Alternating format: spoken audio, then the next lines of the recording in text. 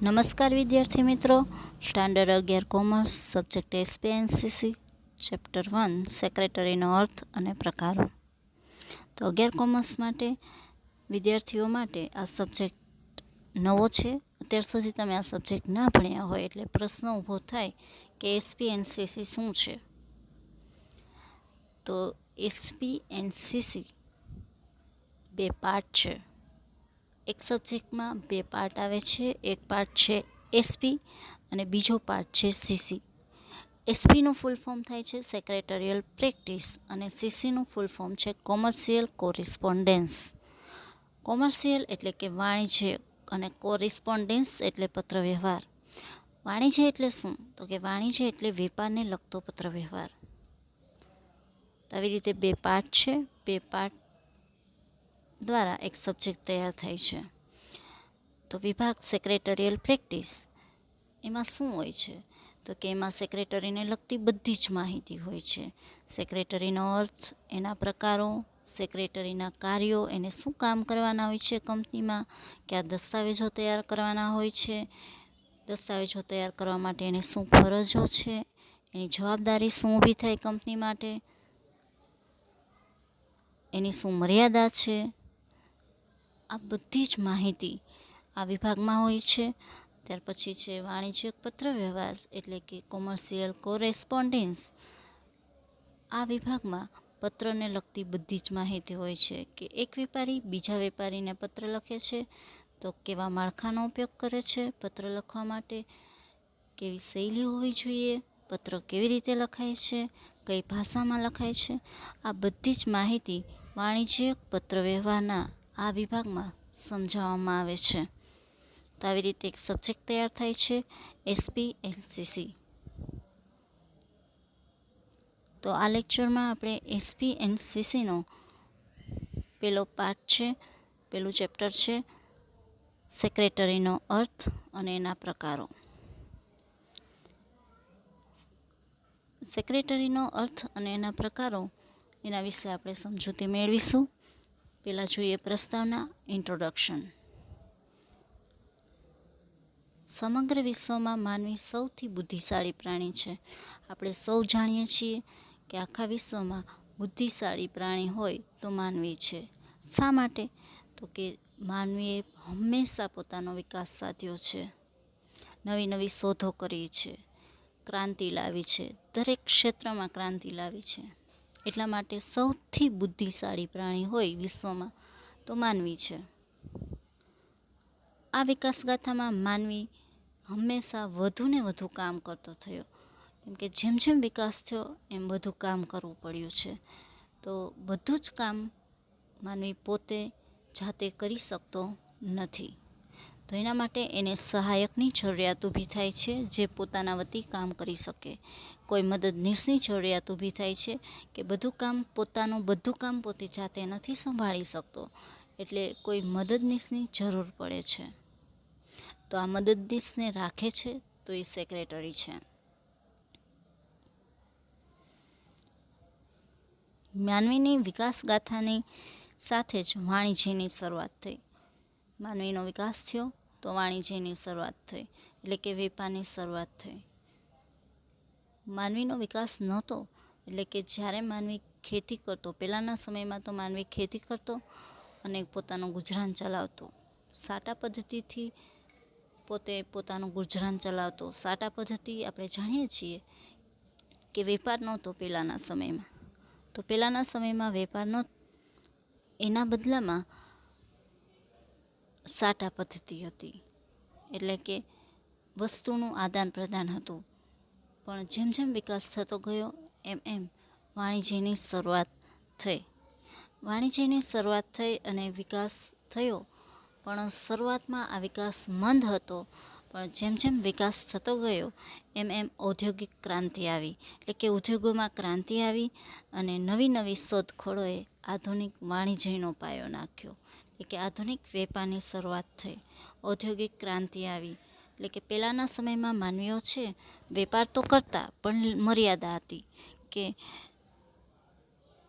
મશીનરીઓ હતી નહીં. પણ વિકાસ થયો તો મશીનરીઓ દ્વારા ઉત્પાદન શરૂ થયું અને તેના દ્વારા પોતાનો વેપાર શરૂ થયો. આધુનિક વાણિજ્યની શરૂઆત છે એ વ્યક્તિક માલિકીથી થઈ. એટલે કે આધુનિક વેપાર છે એ વ્યક્તિક માલિકીથી એની શરૂઆત થઈ. વ્યક્તિક માલિકી એટલે શું? તો કે વ્યક્તિક માલિકી એટલે કે એક વેપારી દ્વારા વેપાર ચાલતો હોય. એક વ્યક્તિ પોતાની મૂડી લાવી ધંધો શરૂ કરે અને ધંધાનું સંચાલન કરે તો એ વ્યક્તિક માલિકી કહેવાય. ત્યાર પછી વેપારનું નવું સ્વરૂપ અસ્તિત્વમાં આવ્યું, જે છે ભાગીદારી પેઢી. ભાગીદારી પેઢી કોને કહેવાય? તો કે ભાગીદારી પેઢી એટલે કે બે કે બેથી વધુ વ્યક્તિઓ ભેગા મળી અને પોતાનો ધંધો શરૂ કરે અને સંચાલન કરે તો એ ભાગીદારી પેઢી અસ્તિત્વમાં આવી. ત્યારબાદ ઘણા બધા સ્વરૂપો અસ્તિત્વમાં આવ્યા વેપાર માટેના, વાણિજ્ય માટેના. ત્યાર પછી સહકારી મંડળીઓ, સંયુક્ત સાહસો, કંપનીઓ, આવી રીતે ઘણા બધા સ્વરૂપો અસ્તિત્વમાં આવ્યા. શા માટે આ સ્વરૂપો અસ્તિત્વમાં આવ્યા?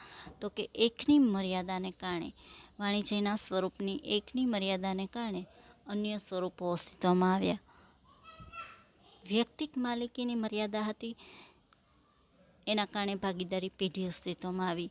એક વ્યક્તિ પાસે મૂડી થોડા પ્રમાણમાં હોય છે, અથવા તો એક વ્યક્તિ વેપાર કરતો હોય તો એની મર્યાદા હોય, એ બધે મોટો ધંધો કરી શકે નહીં. તો વધારે મૂડીની જરૂરિયાત ઊભી થાય મોટો ધંધો કરવા માટે, તો એના માટે વધારે મૂડી લાવે એવો કોઈ વ્યક્તિની જરૂરિયાત પડે. તો ભાગીદારી પેઢીમાં એટલે શું? તો કે ભાગીદારી પેઢી એટલે બે કે બેથી વધુ વ્યક્તિઓ મળી અને ધંધો શરૂ કરે. તો વ્યક્તિક માલિકીમાં મૂડીની મર્યાદા હતી, કામની મર્યાદા હતી, પણ ભાગીદારી પેઢી અસ્તિત્વમાં આવી. બે કે બેથી વધારે વ્યક્તિઓ મૂડી લાવે છે અને કામ કરે છે અને મોટો ધંધો કરી શકે છે. તો વ્યક્તિક માલિકીની મર્યાદાને કારણે ભાગીદારી પેઢી સ્વરૂપમાં આવી. ભાગીદારી પેઢીના કારણે અન્ય સ્વરૂપો અસ્તિત્વમાં આવ્યા વેપાર માટેના, જેવા કે સંયુક્ત સાહસો, સહકારી મંડળીઓ અને સૌથી અત્યંત આધુનિક એવું સ્વરૂપ એટલે કે કંપની સ્વરૂપ અસ્તિત્વમાં આવ્યું. હાલના સમયમાં એ સ્વરૂપ પ્રસ્થાપિત થયું છે. કંપની સ્વરૂપ દરેક વ્યક્તિ કંપની સાથે સંકળાયેલો છે. માનવ જીવન કંપની સાથે સંકળાયેલું છે. કોઈ પણ રીતે, પ્રત્યક્ષ રીતે કે પરોક્ષ રીતે માનવી કંપની સાથે સંકળાયેલો છે જ. પ્રત્યક્ષ રીતે એટલે કે તમે રૂબરૂ કંપની સાથે સંકળાયેલા છો, એટલે કે તમે કંપનીમાં જોબ કરો છો, કંપની સાથે વેપાર કરો છો, તો તમે પ્રત્યક્ષ રીતે કંપની સાથે સંકળાયેલા છો. પણ પરોક્ષ રીતે એટલે કે તમે કંપની સાથે સંકળાયેલા છો, પણ તમે પરોક્ષ રીતે એટલે કે તમે એની વસ્તુઓ વાપરો છો. તમે રૂબરૂ કંપની સાથે સંપર્કમાં નથી, તમે એની વસ્તુઓ વાપરો છો. ધારો કે તમે ટૂથપેસ્ટ વાપરતા હોય તો આ કોઈ કંપનીની જ પ્રોડક્ટ હશે. તમે ચિપ્સ ખાઓ છો તો આ પણ કોઈ કંપનીની જ પ્રોડક્ટ છે. તમે મોબાઈલ વાપરો છો તો આ પણ કંપનીની જ પ્રોડક્ટ છે. તમે બ્રાન્ડેડ કપડાં પહેરો છો તો આ પણ કોઈ કંપનીની જ પ્રોડક્ટ છે. તમે વોચ પહેરો છો તો આ પણ કોઈ કંપનીની પ્રોડક્ટ છે. તો કોઈ પણ રીતે માનવી પરોક્ષ રીતે કંપની સાથે સંકળાયેલો છે. તમે ભલે રૂબરૂ જઈ અને કંપનીમાંથી એ વસ્તુ નથી ખરીદતા, પણ આજુબાજુની શોપમાંથી જઈને તમે એ વસ્તુ ખરીદો છો તો તમે પરોક્ષ રીતે કંપની સાથે જોડાયેલા છો. આવી રીતે માનવ જીવન કંપની સાથે જોડાયેલું છે અને અત્યંત આધુનિક સ્વરૂપ વાણિજ્યનું એ કંપની છે.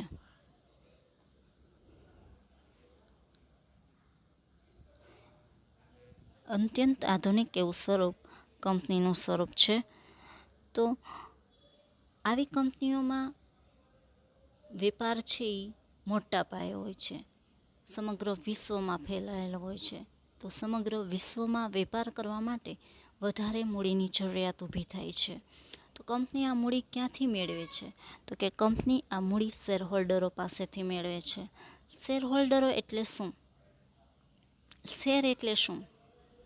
તમે શેર બજાર એવું નામ સાંભળ્યું હશે. શેર એટલે શું? તો કે કોઈ પણ કંપની છે એ પોતાને મૂડીની જરૂરિયાત ઊભી થાય એ માટે શેર બહાર પાડે છે અને મૂડી એકઠી કરે છે. શેર બહાર પાડે છે એટલે કે કોઈ એક દસ્તાવેજ હોય છે, એ દસ્તાવેજમાં કંપનીની નામ, કંપનીનો લોગો, કંપનીના સહી સિક્કા હોય છે અને આપણને ખરીદવા માટે ઓફર કરે છે, એટલે કે જાહેર જનતાને ખરીદવા માટે ઓફર કરે છે. આપણે ખરીદવા હોય તો એને અમુક પૈસા ચૂકવવા પડે છે અને આ પૈસા ચૂકવી અને આપણે એ શેર ખરીદી શકીએ છીએ, એટલે કે એ દસ્તાવેજ ખરીદી શકીએ છીએ. એ દસ્તાવેજમાં આપણે ખરીદીએ એટલે આપણું નામ, કેટલી કિંમતના શેર ખરીદ્યા એ રકમ પણ દર્શાવેલી હોય છે, જેથી આપણે એ કંપનીમાં મૂડી ધરાવીએ છીએ એની સાબિતી માટે આ દસ્તાવેજ હોય છે, જે શેર છે. તો શેર, ટૂંકમાં શેર એટલે શું? તો કે કંપનીની મૂડીના દરેક નાના નાના હિસ્સામાં વિભાજિત કરવામાં આવે છે. આ દરેક હિસ્સાને શેર કહેવાય છે. તો આ કંપનીની મૂડી છે એ જે વ્યક્તિ ખરીદે છે શેર, એના દ્વારા કંપનીને પૈસા મળે છે. આપણે શેર ખરીદીએ છીએ તો કંપની આપણને શેર મફતમાં નથી આપતી. આપણે કંપનીને પૈસા આપીએ છીએ, કંપની પૈસા મેળવે છે તો કંપનીને મૂડી મળે છે, એના બદલામાં એ આપણને દસ્તાવેજ આપે છે. તો આપણે શું કામ કંપનીને મૂડી આપીએ છીએ? એના બદલામાં આપણને શું મળે છે? તો કે કંપની આપણને એના બદલામાં ડિવિડન્ડ આપે છે. ધારો કે તમે કોઈ બેંકમાં પૈસા મૂકો છો તો બેંક તમને વ્યાજ આપે છે, એવી જ રીતે તમે કંપનીમાં પૈસા રોકો છો તો કંપની એના બદલામાં તમને ડિવિડન્ડ આપે છે અને કંપનીમાં તમે ભાગીદાર બનો છો, કંપનીના માલિક બનો છો. એટલે આવી રીતે શેર બહાર પાડી અને કંપનીના માલિક બની શકે છે. કંપની મૂડી એકઠી કરી શકે છે અને જે શેર ખરીદે છે એને શેર હોલ્ડર કહેવાય છે. તો આવી રીતે શેર હોલ્ડર છે એ કંપનીના માલિક કહેવાય છે. સામાન્ય રીતે માલિક છે એ કંપનીનું સંચાલન કરતા હોય છે, પણ કંપની સ્વરૂપ એવું છે કે એમાં માલિક કંપનીનું સંચાલન કરી શકતા નથી. શા માટે? તો કે માલિક છે એ દૂર દૂરના વિસ્તારમાં પથરાયેલા હોય છે. ધારો કે કંપની છે એ અમદાવાદમાં છે, તો એવું જરૂરી નથી કે શેર હોલ્ડર એટલે કે કંપનીના શેર ખરીદનાર વ્યક્તિ પણ અમદાવાદમાં રહેતો હોય. સંચાલન કરવા માટે રોજ કંપનીમાં એકઠું થવું પડે, રોજ સંચાલન કરવું પડે. પણ શેર હોલ્ડર છે તે ત્યાં જ એ જ શહેરમાં હોય એવું જરૂરી નથી. કંપની અમદાવાદમાં હોય તો શેર હોલ્ડર બીજા શહેરમાં પણ રહેતો હોય, એટલે કે રાજકોટમાં, જૂનાગઢમાં, ધોરાજીમાં, જેતપુરમાં, ઉપલેટા, તે રોજ કંપનીનું સંચાલન કરવા માટે અમદાવાદ જઈ શકતો નથી. તો રોજે રોજનું એટલે કે કંપનીનું સંચાલન કરવા માટે સંચાલક મંડળની નિમણૂક કરવામાં આવે છે. કંપનીનું સંચાલન શેર હોલ્ડર એટલે કે કંપનીના માલિક કરતા નથી. કંપનીનું સંચાલન સંચાલક મંડળ દ્વારા થાય છે. સંચાલક મંડળ એટલે શું? તો કે સંચાલક મંડળ એટલે બોર્ડ ઓફ ડિરેક્ટર. કોઈ એક વ્યક્તિ નહીં, પણ વ્યક્તિઓનો સમૂહ છે. બે કે બેથી વધુ વ્યક્તિઓ મળી અને કંપનીનું સંચાલન કરે છે. કોઈ એક વ્યક્તિ દ્વારા કંપનીનું સંચાલન થતું નથી. પણ એ બધા વ્યક્તિઓ પણ રોજે રોજ મળતા નથી. 2-3 દિવસે કંપનીનું સંચાલન મીટિંગ કરી અને કરે છે. તો રોજે રોજનું સંચાલન કરવા માટે કંપનીમાં એક સેક્રેટરી નિમાય છે, જે રોજે રોજનું સંચાલન કરે છે. આ વ્યક્તિ છે એ કંપની વતી બધા કામ કરે છે. કંપની વતી કરારો કરે છે, કંપની વતી દસ્તાવેજો કરે છે, કંપની વતી મહત્ત્વના નિર્ણયો લે છે. આ બધું જ કામ સેક્રેટરી કરે છે. એટલે જ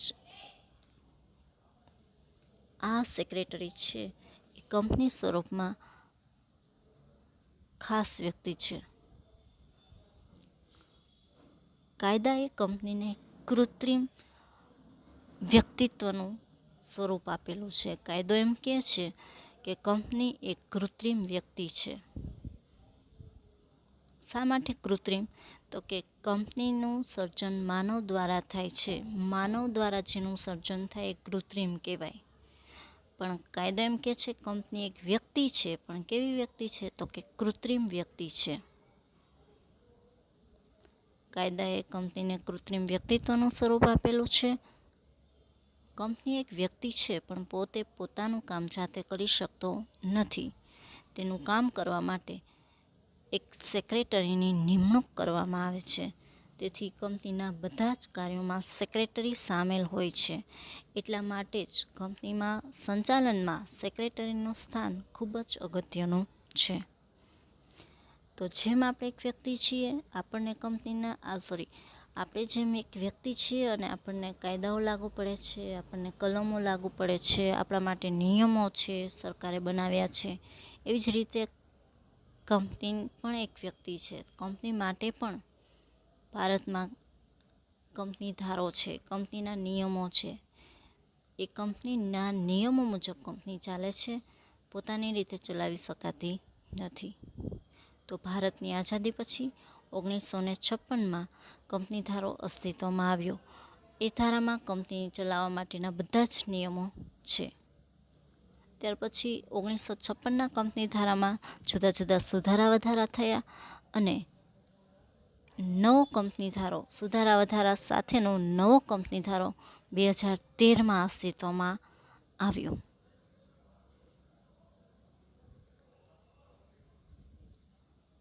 બાકી આગળનું સેક્રેટરીનું વિશેની બધી માહિતી આના પછીના વિડીયોમાં જોઈશું.